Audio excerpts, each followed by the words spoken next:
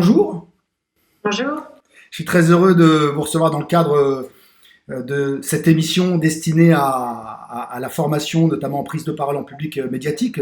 Je cherche à en savoir un peu plus sur ceux et celles qui pratiquent l'oralité au quotidien dans leur domaine de prédilection, dans leur domaine professionnel. Alors pour vous présenter, vous êtes députée européenne et conseillère départementale du Calvados. Vous êtes une ancienne maire et avant même d'occuper toutes ces fonctions, notamment de députée, eh bien vous étiez avocat. Alors, pour rentrer dans le vif du sujet, je le disais, vous êtes une femme politique. Ce que j'aimerais savoir, c'est aujourd'hui une femme politique, comment elle gère sa communication orale?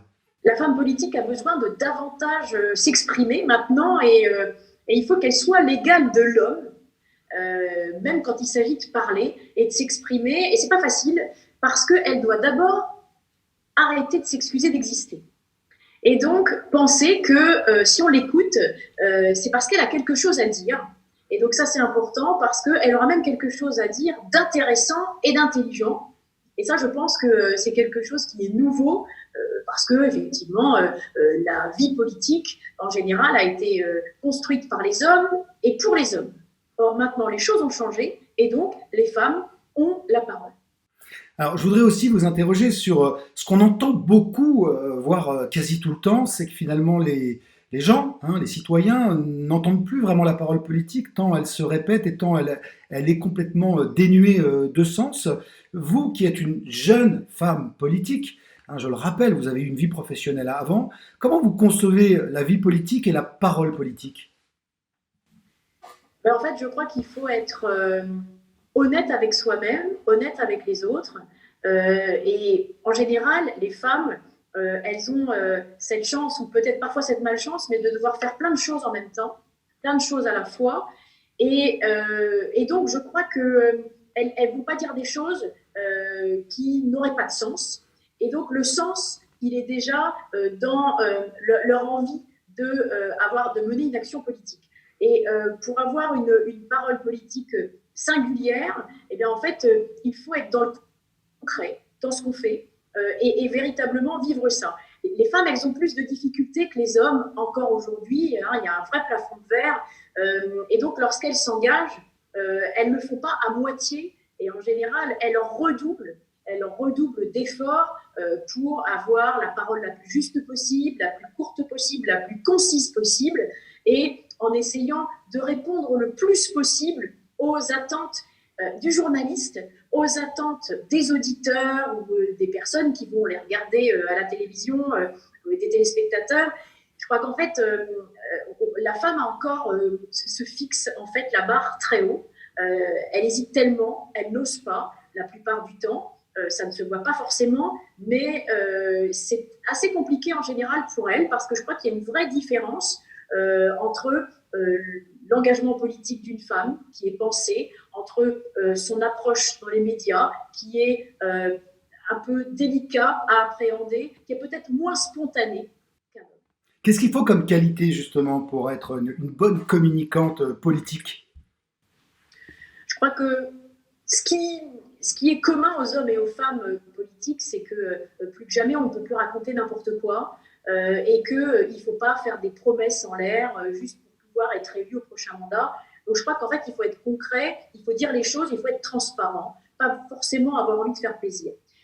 Et donc, forte de ça, les femmes le savent et en général, on sait très bien que ça ne porte plus, qu'il y a une telle défiance que si on veut être un tant soit peu écouté, eh bien, il faut parler aux gens, leur dire réellement ce qu'ils attendent, qui ils sont, où en est la situation, et donc véritablement ne pas être déconnecté de ce qu'on fait et montrer qu'on est l'élu, mais qu'on est également en pleine communion avec ce que vivent les gens.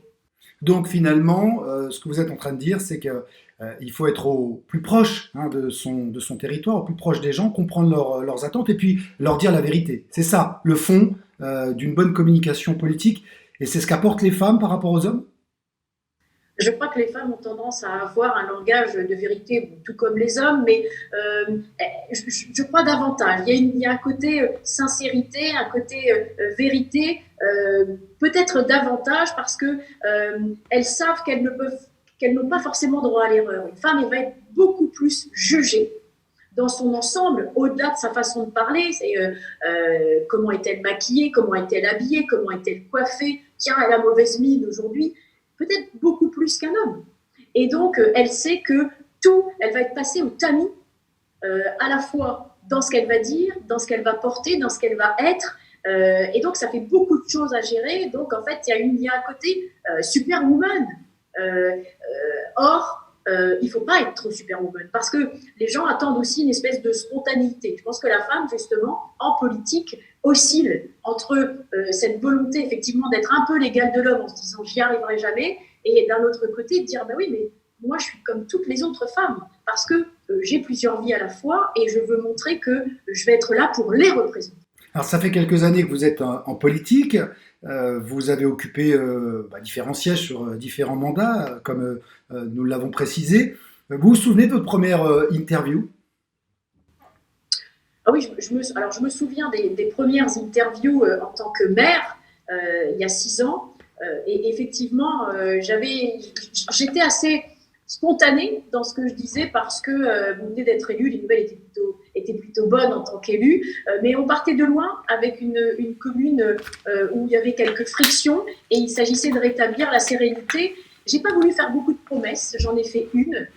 J'ai voulu que dans ma commune, à Saint-Comté, on installe la sérénité sans compter. J'ai trouvé un petit slogan et je l'ai décliné tout au long de mon mandat. Et je crois qu'effectivement, il faut juste dire les choses, les dire avec sincérité, avec proximité, avec l'écoute et la compassion qu'on peut avoir pour les autres. C'est un échange, c'est une communion avec les gens pour leur dire qu'on est là et qu'on les représente. Alors, je vais faire mon journaliste de base, mon Jean-Jacques Bourdin de base, mais vous ne répondez pas complètement à la question. Ma question, ou alors je l'ai mal posée, mais c'était de savoir vos premières actions dans les médias, comment vous les avez vécues. Est-ce que c'était stressant? Est-ce que vous avez eu peur? Puis après, on viendra sur quelque chose que vous avez dit là, qui était très intéressant. Mais d'abord, répondez à cette question.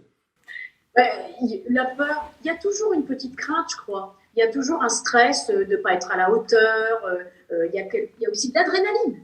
Parce que vous avez envie de dire des choses, vous savez qu'il y a un temps qui est compté, le journaliste est maître du temps, vous ne voulez pas non plus être forcément son élève, mais quand vous commencez, que vous êtes à la fois une femme et jeune en politique, il peut y avoir une certaine forme de, pas de misogynie forcément, mais d'une approche où on vous voit un petit peu comme la petite jeune, blonde parfois, qui plus est, personne n'est parfait.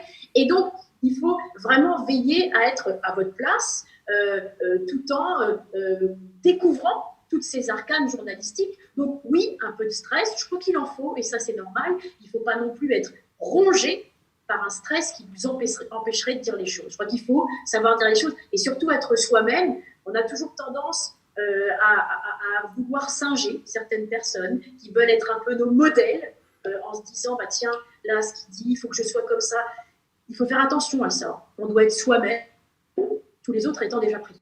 Alors, encore une citation, juste avant celle-ci, vous avez utilisé une formule, hein, sérénité sans compter. C'est important d'avoir le sens de la formule? Oui, je pense. Dans les médias, hein, je précise, dans les médias. Oui, dans les médias, oui, je pense, parce que c'est une petite marque de fabrique. C'est comme un produit parce que vous le valez bien, dont on va se souvenir et qui va être justement votre petite estampille. On va vous connaître comme ça. Alors, il faut que derrière, bien évidemment, vous incarniez ça. Il ne faut pas juste que ce soit une publicité ou une communication pour communiquer. Mais je crois que oui, avoir le sens de la formule, avoir ces petites phrases qui vont bien et qui vous rapprochent des autres aussi. Parce que à travers ces petites phrases, vous partagez des choses, des moments de vie. Ça vous rappelle des endroits, des odeurs et des situations. Et je pense que c'est aussi une idée de communion, ce que je disais tout à l'heure. Communier avec les autres.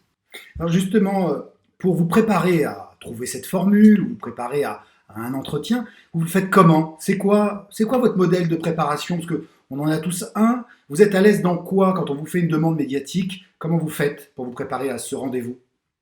Bon, ça dépend si cette demande médiatique est télévisuelle, à la radio, journalistique, mais si on prend celle qui est un peu la plus complète à la télé, bien, elle prend la forme de plusieurs choses, plusieurs préparations. D'abord, bien s'enquérir du modèle et du format qu'il y aura. Donc, je pense prendre la tâche du journaliste et savoir exactement quels seront les invités, vraiment tout le format, le contenu de l'émission, et puis voir comment se passent ces émissions-là avec d'autres invités, avoir la chance de faire appel à Thierry Marcelin pour quelques questions lorsque on a quelques petites interrogations sur ma posture, ou bien comment je pourrais davantage dire ci ou dire ça. Donc, avoir des conseils en matière de forme, ça c'est aussi très intéressant.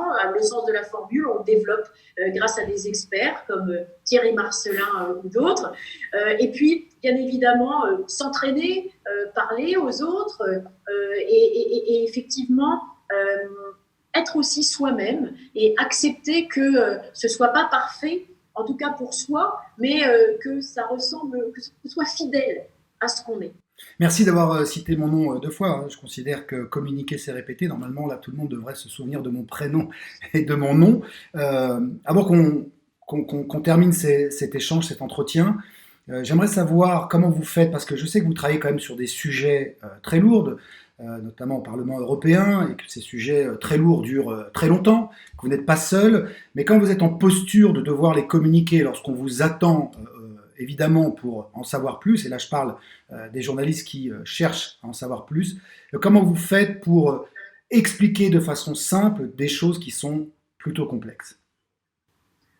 Il faut essayer de prendre des exemples et il faut essayer de se dire sans côté péjoratif aucun, si je devais expliquer ce sujet à quelqu'un qui a 10 ans, qui a 10-15 ans, qu'est-ce que je dirais? Comment j'expliquerais? Parce que de fait, les sujets sont très techniques, on pourrait même parler d'abscon, c'est un mot vraiment quand on le prononce qui prend tout son sens, et donc il faut effectivement, à l'aide de sujets, en essayant d'être concret, et c'est ça aussi la communication, c'est vraiment parvenir à faire de la pédagogie, à expliquer les choses facilement, tout ce qui se conçoit bien s'énonce clairement, et les mots pour le dire arrivent aisément, mais ça, c'est Victor Hugo aussi qui disait une chose importante, la forme, c'est le fond qui remonte à la surface, et je crois véritablement que c'est ça, c'est-à-dire que c'est aussi un moyen pour nous, lorsqu'on arrive à faire comprendre aux autres ce qu'on a envie de dire, qu'on a bien compris et qu'on est en mesure de porter un dossier.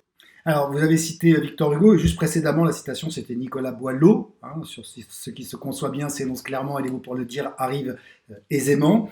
Dernière question, il faut rendre à César ce qui appartient à César, c'est pour ça que je cite Nicolas Boileau. Dernière question, Stéphanie Yoncourtin.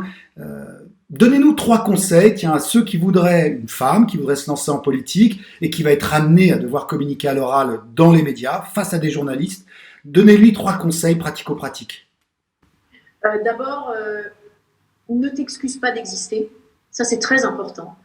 Si tu es là, c'est parce que tu vas apporter quelque chose. Je me permets de la tutoyer, cette femme, mais je pense que c'est important de ne pas s'excuser d'exister.